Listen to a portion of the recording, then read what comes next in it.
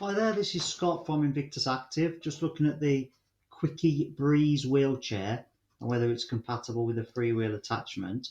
If it looks like it does in this photo and it's got two horizontal bars, then it will work with the folding adapter.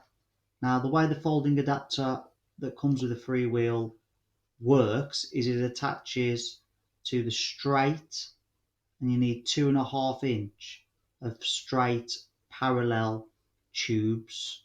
So looking at these images, it would be able to clamp onto this section and go across. And then you have a bracket that the freewheel then attaches to on the front and in between the flip out footrests. So if you have a Quickie Breezy and you're looking for a freewheel attachment, then you do need the folding adapter, and we can supply those from invictusactive.com. Thank you.